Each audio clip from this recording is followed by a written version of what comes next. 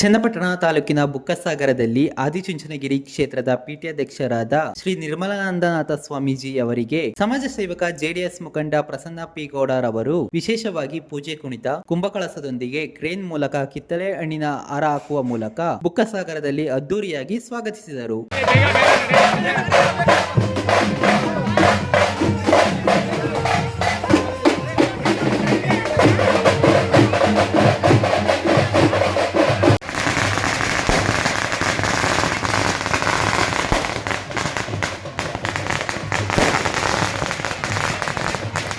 ಶ್ರೀಗಳು ಸಾಮಾಜಿಕ ಶೈಕ್ಷಣಿಕ ಆಧ್ಯಾತ್ಮಿಕ ಜಾಗೃತಿ ಅಭಿಯಾನದ 6ನೇ ದಿನದ ಅಂಗವಾಗಿ ಬುಕ್ಕಸಾಗರದಲ್ಲಿ ಸಮಾಜ ಸೇವಕ ಜೆಡಿಎಸ್ ಮುಖಂಡ ಪ್ರಸನ್ನ ಪಿ ಗೌಡ ಅವರ ನಿವಾಸಕ್ಕೆ ತೆರಳಿ ದಂಪತಿಗಳು ಸೇರಿ ವಿಶೇಷವಾಗಿ ಪಾದಪೂಜೆ ಮಾಡಿದರು. ಶ್ರೀಗಳನ್ನು ಗೌರವಪೂರ್ವಕವಾಗಿ ಸ್ವಾಗತಿಸಿ ಸತ್ಕರಿಸಿದರು.